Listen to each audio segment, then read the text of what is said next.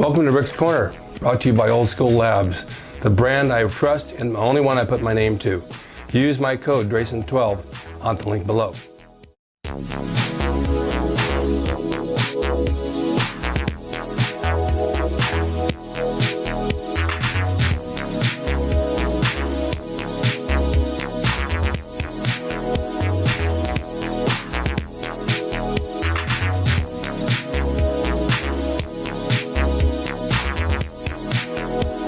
Welcome to Rick's Corner. The man, the myth, the legend.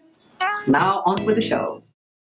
Welcome to Rick's Corner. My guest today I met through a friend of mine. He speaks very, very highly of her. She's an athlete, she's an actress, producer. Yes. A writer. Somewhat. Somewhat. And you've done stunts. Yes, I have. And so you're a very physical person. I am. And then you work out every day. I do. Okay, Doris Morgado. And we had lunch, we had a really nice visit, and I said, look, just come do my show because you have a lot to talk about, and my audience will love to hear what you have to say because it's interesting. Okay, let's talk a little bit. I know we talked a little bit about weightlifting and bodybuilding, even though you're not a competitive bodybuilder, but you do work out like one. Yes, I actually found an app online and I just started following the workouts. There's a lot of CrossFit workouts where it's weightlifting and then you have plyos, and I ran track when I was in high school and in college. I've done sports since I was in school, so I wanted something that would challenge me, especially as an actress, because as you know, our hours on set are 16 hours, and if you have any demanding or physical demanding scene, you're going to have to do it over and over again, so your body needs to be healthy and hydrated. And hydrated, yes. How many days a week? Well, you change your workout up. You don't do the same thing every day. No, I don't. So what I started doing, and I figured this was the best way for my body to recover, I go Monday through Wednesday. I'll do weightlifting, do cardio, and then Thursdays I'll do yoga. Fridays and Saturdays, again, I'll hit the weights, and then Sunday I'll do yoga again. And I found that was the best way for the aches and pains to go away. That's a lot. It is. No, with the weights, no, it's a lot. With the weights, you have a certain routine you follow, or you just go in the gym and hit what you feel like?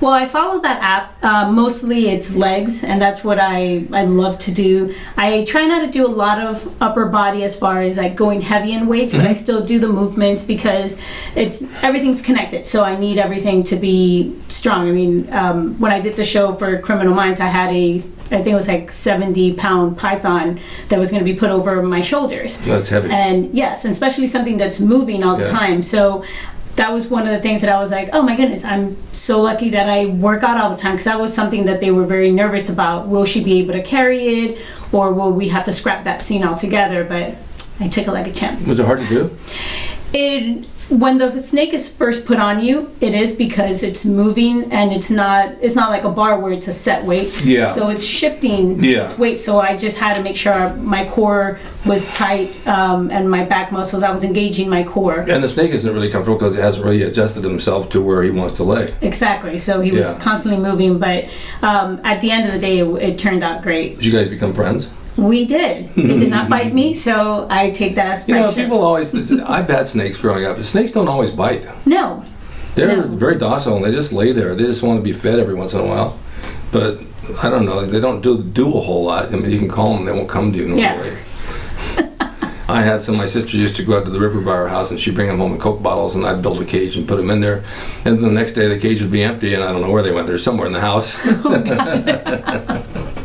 Yeah, that was funny. I remember the story my dad told me that his mother, my grandmother, he had a snake, and his brother was afraid of snakes, and his mother washed the bathroom floor. And back in those days, they put newspaper down so you wouldn't get your feet on the floor and make it dirty. I guess his brother went to use the toilet, and the paper started moving, and he kicked it out of the way, and a snake flew at him. Oh, no. I never will forget that story. Oh, my God, that was so funny. Now, when you split your workout, your weights up, do you use machines or use free weights? I use free weights because I feel that's the best way to make sure that my body and my balance is set. Every once in a while, I'll do, especially for quads and my hamstrings, I'll do a couple of weights, and that's just maybe on Saturdays when I'm taking it the easiest with the weights, I'll do machines. Okay, I just had somebody on, we talked about machines and weights because I've always used free weights. Always. And then as I got older with injuries, I started switching over to machines, and I still felt the resistance because the muscle doesn't know where the resistance is coming from. It knows it's having some, but they don't know if it's a weight or a machine or whatever. Pepper, you're not going to be on this show. It's my cat. She likes attention. So, but you're right about one thing. When you're juggling the weights, when you're using them, other muscles come into play. Yeah. And you have to balance them. You got dumbbells laying on the bench. You're like working yourself around. Those little muscles are what balance it and keep it in shape and keep your form good. So it's definitely good to have both. Yeah. I couldn't agree with you more because I feel the difference when I'm doing snatches or when I'm doing deadlift. Do you do snatches? Yeah. Oh my God, that's an old exercise. Yeah. Seriously. I mean, that's 1950. Really? Yeah. I like doing snatches. I feel that it incorporates a whole entire body workout. I mean, I have friends who've worked out with me and they'll say, oh, do you do like a day where you just do abs? And I say, snatches are my ab workout because I have to keep everything tight when I'm snatching that bar out. You want me to tell you something funny? Yes. Can you handle anything? Yes. Okay. I had a t-shirt line for Joe Weider back in the 70s, and one of my first t-shirts was Bodybuilder Stay Hard Longer. Okay, my second t-shirt was a weightlifter in the snatch lift. You know where I'm going with this? And it said, nothing feels as good as a nice snatch. I sold a ton of those t-shirts. Now everyone's going to want one of those again. Yeah, well, they're really like a collector's item. I mean, I have like one or two of the originals, but we might be coming back out with new stuff. But it sold really well. You know, anytime you have a shirt with a cartoon and a play on words, people want it. Yeah, of course. Because it's different, you know, it's just different. But that's a hard lift. It is. I don't go as heavy as I used to a couple years ago. I probably will keep it around 65 pounds and then just do more reps. I figured that it was very essential for me rather than trying to go up in weight to keep my form, and even if it was a lighter weight, because I didn't want to get injured. I mean, when I used to do sports, it was all about the competition. Yeah. Now I do it more for my sanity and also for the movies and TV shows, because you don't get a lot of time to prepare. You book the job and then 3 days later you're on set, and if you're supposed to look a certain way, you better look that way. So well, a snatch lift takes definitely its timing, and you have to snap underneath it. Yes. There's strength involved, but it's basically putting yourself under that bar once you get it up, and that's not easy. Wiggly. That's not easy. Well, that's nice to hear. I didn't know you did that. And what other kind of lifts? Deadlifts, one of my favorites. Back squats, front squats. Yeah. Cleans. We'll do. There's another one you don't see anymore. No, I like clean. There's something about grabbing that weight, lifting it up from the floor when you're cleaning it, and then just like feeling that power of you getting under it. I think it's more of an ego thing, that it's just like, I just lifted this. I feel great. I don't know if a lot of you guys know what cleans are. Younger guys, I don't know if you do them or if you've ever heard of them, but they were a very, very popular lift way back when bodybuilding and weightlifting was really first starting out. And getting a clean would go into the clean position. You pull it from the floor and get it at chin level on your shoulders, right? Yep. And then if you jerked it from there, you jerked it up for a press. Yes. And that was okay to jerk because it was called a clean and jerk. Yes. A clean, though, will definitely build your traps. And it will build your forearms, your biceps, and your shoulders. Yes. It's a good movement. It's just kind of a lost movement. And you see it more in the CrossFit community. That's where. Do you? Yeah. Yeah. That's where they're still doing a lot of that. I always liked squats. I thought squats were really good for developing the thighs. Front squats I used to do. It's very hard to do if you can't balance the bar. Mm-hmm. Because it takes balance. Yes. But, and flexibility on your wrists, because if you want to get your elbows up. But that's also a position where it's a balance thing, and there's no strain on your arm if you balance it properly. Mm-hmm. And then you can move and do that on a Smith machine. Mm. You ever tried that? I have not. You know what the Smith machine is? I do not. That was invented by Mr. Smith. Okay. Hence the name. Yeah, the hence Smith the name. Machine. Way back in the day, and every gym has one. You'll see it in the gym. It's a machine that's a 45-pound bar, and it locks all the way up on little spindles. Oh, okay. And you put a bench underneath it, or you can move the bench out of the way. You can do presses, you can do inclines, you can do almost any thing you want. You can put it down low, and you can do shrugs or whatever. But if you put it at the squat position and put a pad on it, you can put your shoulders underneath it, unlock it, and do squats in that position. Mm. Follow me? Yes, I have seen it. Or you put it in front of you and you can do front squats. I like that. Or you can put it behind you again and you can do back lunges. That's where I've seen most people using it for. I like it for that. Yeah. It's definitely pretty good for that. You don't have to worry about balancing the bar, but you get the same effect on your quads as you would if you were doing them. That's good to hear, because I've always wondered if you still got the same effect by doing it without, on a free weight, without the machine. Doris, I did my homework. I will have to try that machine now, because I used to poo-poo on it a lot. So it's a good, it's a good machine. I mean, it's really good. I've seen homemade ones. Gold's Gym, when they were on 2nd Street, had a homemade one. They had the bars built, and they had the bar cross, and they had regular plumber's pipe that it went over the bars and went up and down. They just WD-40, and you could lock it, and you had the same motion with the plumber's pipe going up and down on the bar. But it was a really good way to build your strength and get some reps as well. Okay. It was just a good variation. I wouldn't do it as a standalone exercise, but if you mix it in with something else, for example, I would probably do incline presses and then superset it with dumbbell flies. Okay. So you're working your pecs, but you're doing 2 different movements. And then, if you want to throw this in there, that my son and I used to do this, we take a bench and we put our feet on the bench and we do 2 little boxes about this high on the floor. We'd be elevated and we do push-ups in between for the 3rd exercise. Follow me? I like that. What a pec pump you got. I became a nipple later. No, that's a good exercise, and I don't see many people doing that, but you have to have your hands off the floor about 3-4 inches. So they have those little wooden boxes in the gym, or you can use bigger plates, and then you just do your push-ups in between, feet elevated, because it throws your weight forward, and it works more of your upper pec. I will not be doing that one, but it sounds really fun. You might like it. That sounds like a lot of pressure on my chest. Not really. No, you're not using any weight. It's just a body weight. Yeah, just a body weight. And you don't have to have your feet elevated that high. You can adjust the weight coming down you by the elevation of your feet. If you're really high, of course your body weight's going forward. Right. If you're down about level, you're not getting that much body weight on there.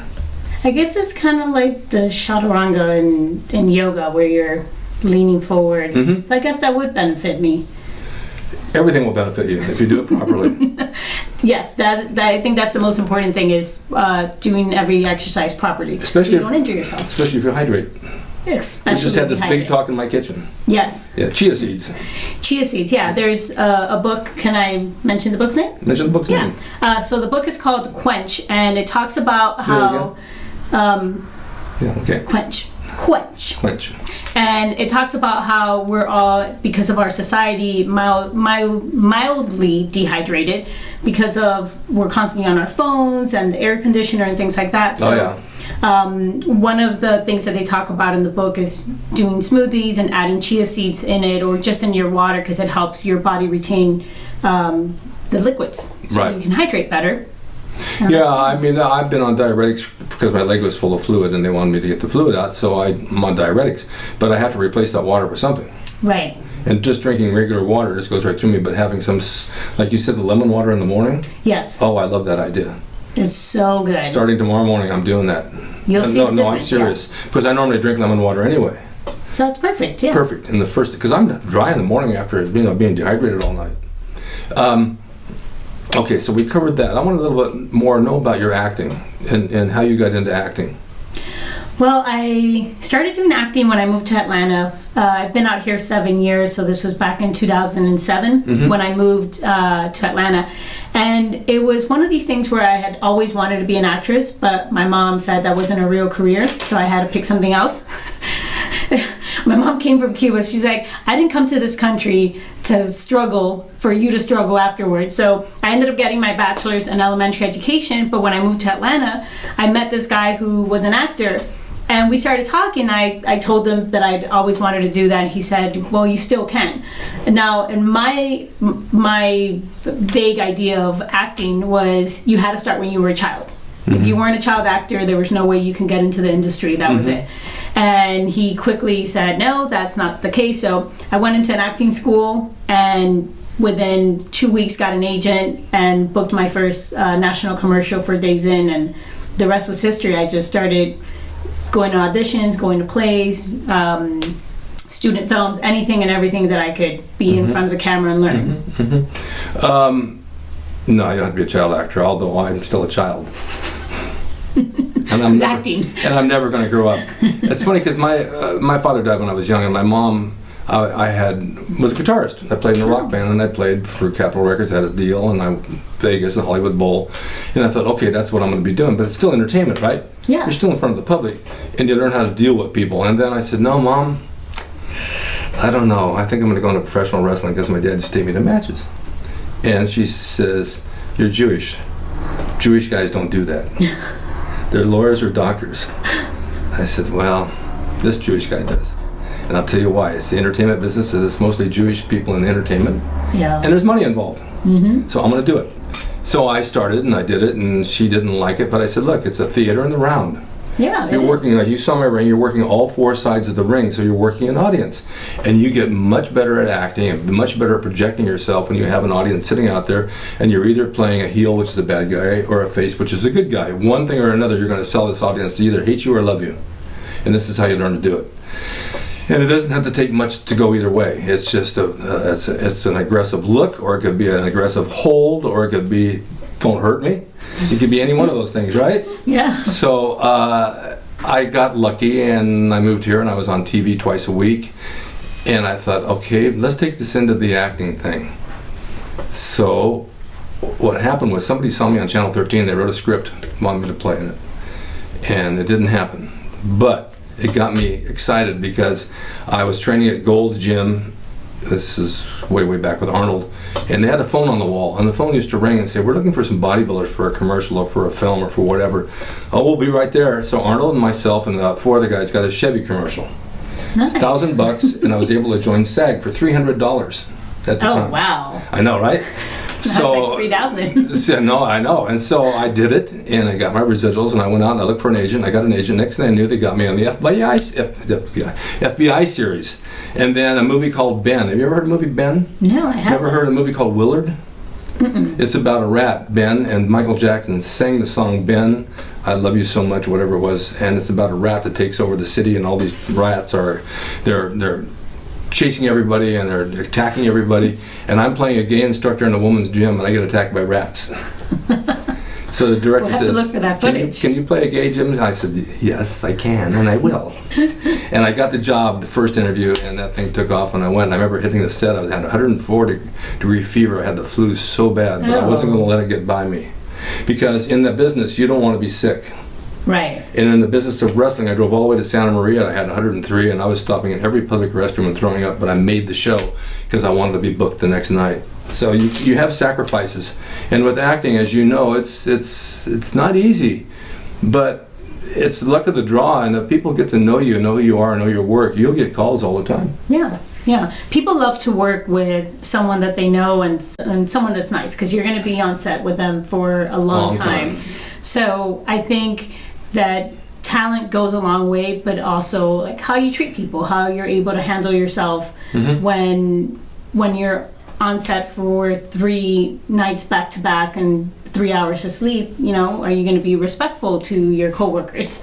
I think that goes a long way as well. Oh, I pulled craps when I worked on the Shield. I was an Aryan biker, and I did my morning scenes. My last scene wasn't until 10 at night. And I told the AD it's like 11:30. I said, I'm leaving for a while. You can't leave. I said, no, I'm going. I came home. I had lunch. I checked the mail. I got back about 4 or 5. No one even knew I left. Oh, wow. I do that a lot. I was testing to see if they're going to find me, but they never did. But it's not really who you know, and I've said this for years, it's who knows you. Yeah. You can say, I know so-and-so and so-and-so, and if you ask them if they know you, they don't know who you are. But I have people tell people that they know me, and I don't know who they are, but they know me. So they'll call me for something. I trained one guy for wrestling. He was a director and a producer. He did a lot of martial arts films, lots of them. He did very, very well, has a cult following, and he asked me to train him to become a wrestler. I said, sure. So he came out in my yard, and he ended up putting me in 13 movies. Oh, wow. And they were, with Don the Dragon Wilson, the fighter, and Michael Dudikoff, and Brian Bosworth. I worked with all these guys, and he would use Academy Award winners in his films. They weren't big budget, but they were action films, and they were good. So he'd make me a SWAT team leader, or he made me an Arab general, and I put a silver tooth in a rear eye because when I did the Hulk, and I played this really weird character with fish and and snakes in a jar, and I was tapping, they were to bite at me. But he trusted that I could do the work. And I did, and he was happy about it. So he just kept reusing me and reusing me. If he didn't have anything I could do, he made me a stunt guy on the show, and so I got my royalties. I love that. That's how it works. Yep. I got a call from Cold Case. You remember that show? I remember it, but I don't think I ever watched it. It was a series. Yeah. It was over at Warner's. So they called me one day and they said, look, we're doing a wrestling segment, and we got 2 actors. We'd love for you to train them. And Roddy Piper was on the show, and Roddy Piper was a friend of mine. I said, okay. So they gave me a month on it, and I had to bring the actors here to my house, and I trained them every day, and I had them ready to go in 2 days. They gave me a month. I didn't know what to do with them, so we'd go to eat, we'd come back, and the stunt quarter came out. How are they coming along, Rick? I said, they're basically ready. He says, well, take your time. We're paying you for the whole month. Okay. I know, so I did. And then they came down to the final show, and they shot downtown in a hotel. They put a ring in, and they said, okay, Rick, you're going to referee because we want you on camera so you can get your residuals. Okay. Do you know Gene LaBelle? Yeah. All right, Gene's a very good friend of mine. I started with him years ago, and he always plays a referee. And he's about 10 years older than me, maybe more. So I said, finally I got Gene's job. I'm playing a ref. Sorry, Gene, you're not getting this. You're not getting this job. In fact, the picture, it's right up there on the left. I'll show you when I'm done. That's from Cold Case. But it's, you go out and you do your auditions and you hope for the best. And a lot of the times they have somebody in mind rather than you, but they'll call you in anyway. Yeah. And waste your day. Right? I always figure it's more of I'm getting in front of them again. That's right. So that's important because out of sight, out of mind. That's right. And Gene told me, Rick, go on the audition. If you get the job, it's a day's work, but it ends up to being about $6,000 or $7,000 worth of residuals by the end of the year. So you've got nothing to lose. Mm-hmm. And he was right. So I'd go. Go, Gene. Go all the way across town on a Friday at 4 o'clock to Ocean Park. Hello, I'm Rick Drayson. Thank you very much. See you next time. I hated that. And then about 3 years ago, they called me, hey, they really want to see you. Really? Oh, yeah, they want you to wear a Speedo and oil up. No, I'm not doing that. I mean, just weird stuff in this business happens. My agent called me one day. He says, I don't know if you saw the breakdowns, but one of them said, we're looking for a Rick Drayson lookalike. I said, seriously? Hello, I'm right here. No, they don't want you. They want someone who looks like you. It's like, there can't be anyone but me. It's a funny world. But we hang in there, and you showed your mom you could do it. Yep. She's very proud, yes. Is she proud? Yeah. She does. She lives back in Miami, and every time I'm on a show, she always throws this huge party so that everyone can see it. Why not? Yes. You made her proud. Yes. You have something coming up you were talking about with me on the internet that's a web series? Yeah, it's a web series that I'm producing with a friend of mine, and we're going to shoot it out in Atlanta. And it's a mixture between Scandal, but in the IT world. And what I love about it is I'm playing the lead, and it's a woman, a Hispanic woman, being in a men's world, the IT world, and being the best at it and being able to take down corrupt politicians and things like that. So it has a little bit of action and drama into it. When does this begin? We are planning on shooting in August, so I'll be down there telling my Atlanta people. That'd be nice. How do you reserve... Are you sick? No. I'm not going to catch you then. Huh? No. I'm germophobic. I just need my water. Okay, we'll have that in a second. Yes. How do you, just for viewers and myself, when you do a web series on the internet, how do you arrange... I don't know how to put this. You got to have a platform to run this thing. Yes. And how does that happen? Well, for this, we're doing actually is the pilot, and there's actually different places or platforms nowadays that are available. Mm-hmm. So it's going to be used to be pitched to those platforms because there's just so many of them, and a lot of them, I think almost all of them are you pay to be a member of that platform, and then you can see all of their shows. So and they're looking for content. Yes, they are looking for content, so it's very helpful, and the show is good. It has a lot of drama in it, but also very character driven, which that's one of the things that I love. I love anything that has characters where they're flawed, even if they're quote unquote the good guy. They need to be flawed because as humans, no matter how good you are, depending on something that happens in your life, you might change your perspective or the way you view things. Yeah, I think I agree with that, because if it's too perfect, it's not fun. Yeah. You got to have an imperfection, although I have none. It's You're perfect, Rick. perfection is a fault, and I have no faults. I tell people that. Well, this has been a real pleasure, and because you're so nice, look what I made for her. I made her the Gold's Gym drawing that she could take home and frame and throw darts at. So, Just frame. And you guys can find this on my website if you want to purchase one. I'll autograph it to you, and I'll sign it down here, and I'll ship it out via mail.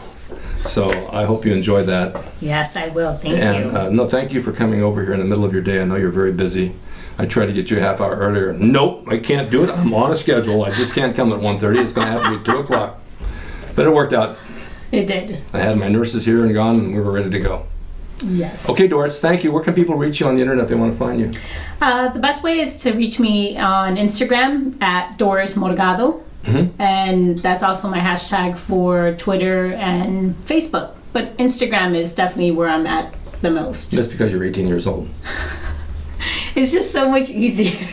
I know. You know, people. I've had people ask me, Rick, at your age, you know how to do all this? I said, yeah.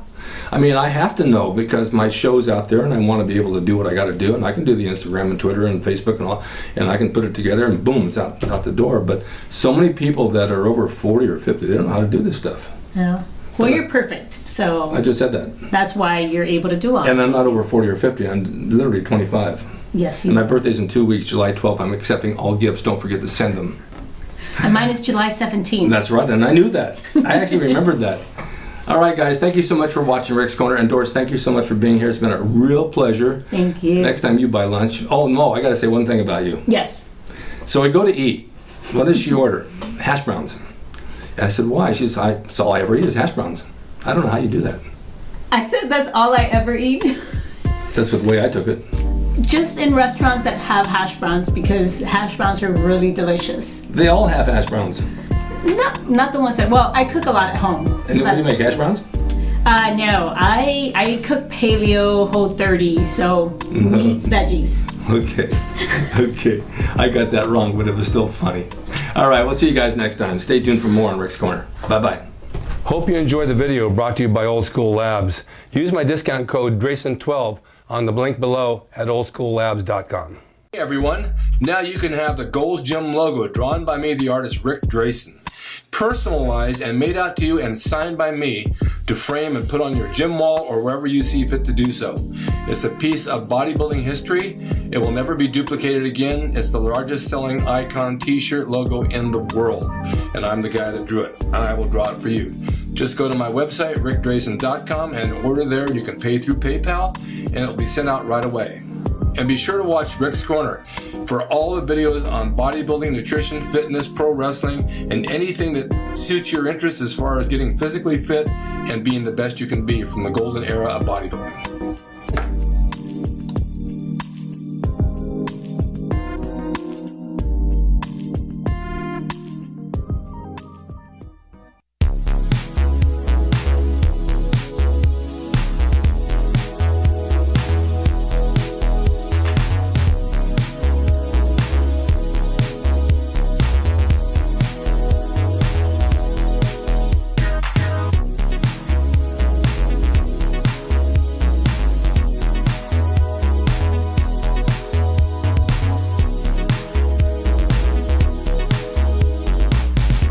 It's Rick Drayson. He's the equalizer, baby. See you next time.